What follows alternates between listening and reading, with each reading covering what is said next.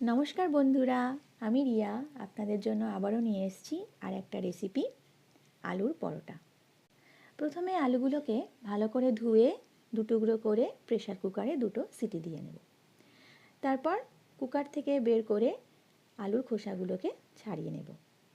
তারপর আমরা এর মধ্যে আদা কুচোনো, কাঁচা লঙ্কা কুচোনো, পেঁয়াজ কুচোনো, ধনেপাতা কুচোনো আর কিছু গুঁড়ো মশলা, সাধারণ লবণ, বিট লবণ, ধনে গুঁড়ো, জিরে গুঁড়ো, লঙ্কার গুঁড়ো, মরিচ গুঁড়ো আর একটু চাট মশলা সব কিছু দিয়ে ভালো করে আলুটাকে আমরা মেখে নেব। আর শেষে দিয়ে দেব একটু লেবুর রস। এরপর ভালো করে আলুটা মেখে আমরা পুর বানিয়ে নেব। তারপর আমরা এর জন্য মেখে নেব আটা। আমি আটার ময়দার মধ্যে একটু নুন দিয়ে আটার ডোটা বানিয়েছি। আপনারা চাইলে এর মধ্যে একটু তেলও দিয়ে দিতে পারেন। এরপর ভালো করে আটাটাকে মেখে নিতে হবে। তারপর আমাদের আটা মাখা হয়ে গেলে এগুলোকে ছোট ছোট করে কেটে লেচি বানিয়ে নেব। এরপর একটু আটা গুঁড়ো দিয়ে পরোটাটা বেলে নিতে হবে। প্রথমে একটু বেলে নিয়ে তার মধ্যে আমরা আলুর পুরটা দিয়ে পুরটাকে চারিদিকে একটু ছড়িয়ে দেব।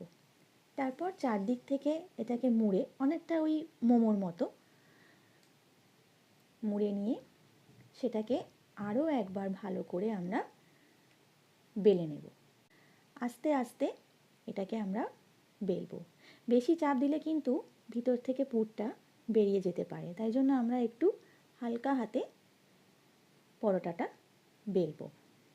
পরোটাটা বেলা হয়ে গেলে এবার এটাকে আমরা, পরোটাটা আমাদের বেলা হয়ে গেছে।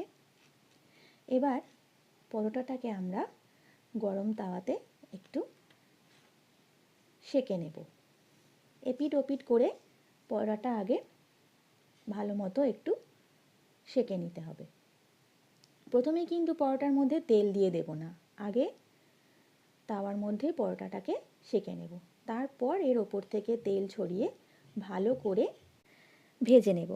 ব্যাস, তৈরি হয়ে গেল আমাদের আলুর পরোটা। এবার এর সাথে আচার, রায়তা সব কিছু দিয়েই আপনারা খেতে পারেন, খুব ভালো লাগে। Thank you so much.